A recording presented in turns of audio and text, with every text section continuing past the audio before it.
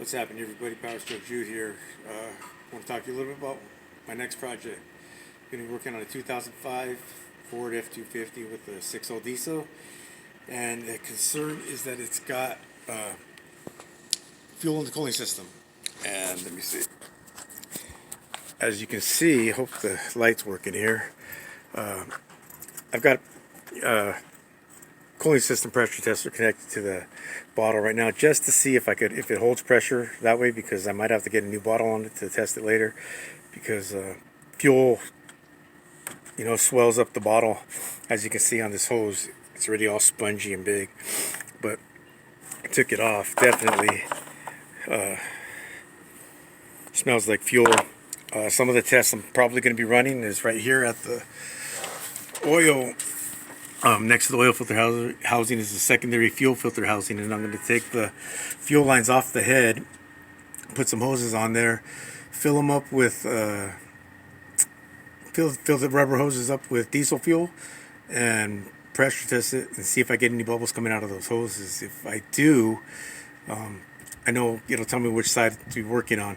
But in best I've known, it's always going to be number 3 or number 5, on the right side, passenger side of the motor. I've always found the cracks on that side. I'm going to be draining the fuel, the engine, the coolant. I'll drain the radiator. I'll drain the block. When I drain the block, I'll have to pull the starter on the right side, so I might do another video on showing people how to change a starter on a 6.0 diesel. Take over. You can get out of the shadows.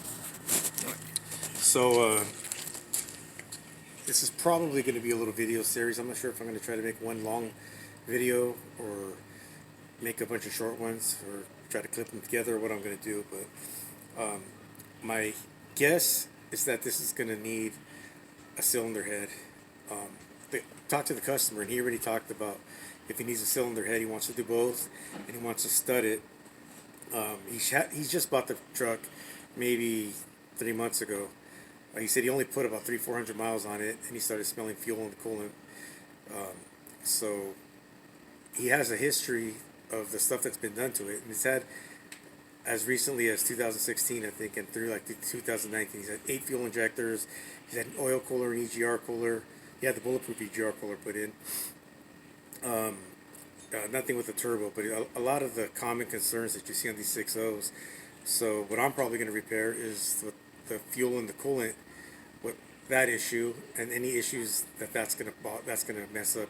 He's probably going to need all his hoses, all the rubber's going to get replaced, the bottle, the cap, maybe the radiator. We'll see about the oil cooler, but keep an eye out for the video, man. I'm gonna be filming, and it's gonna be my first major repair video. So I hope I'm informative for people who want to learn how to do this kind of stuff, and I hope that for people who know how to do this stuff, I'm not repetitive and I'm not boring.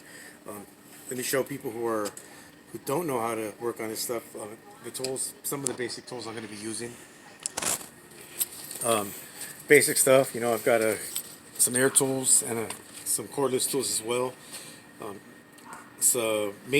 Taking the top end of this motor apart, the main thing sizes I use are 10, 8, 12, 13, and then when I'm taking the oil rail apart, I'm going to be using some Torx 45s, Torx 30s, also for the oil filter housing. But this is some of the basic stuff, and then here's some of the sockets and stuff. This used to be a tray. It's not set up the way I used to have it. But when I used to work at the dealership, I could take this tray, set it on top of where I'm working, and every socket that I needed that I was going to work on a diesel for. I put most of the ones I'm probably going to need there, but I changed the tray around. I took off the 1/4 inches. So, those are all 3/8, so I had to bring out something else for 1/4 inch sockets. But I may reset it up again. But then it's just a snap-on set of wrenches, some extensions, some snap-on pliers, some Knipex pliers, a snap-on screwdriver, and a Doyle screwdriver. I thought I'd check it out, see how it works. I got my big inspection light. I got my light and carry, my jumping light and carry. Forget what it's, Mantis. I got a vacuum on the bottom. when I take off the intake, I can suck up all the junk that's in there, make sure it's clean, nothing falls in it. The heads are coming off, probably doesn't matter, but still, you want a clean engine when you're working, a clean working surface. So, I guess that's about it for this part of the video. I might upload this by itself and then look for future stuff. Get over there. You can Look for future videos coming up on what I'm doing.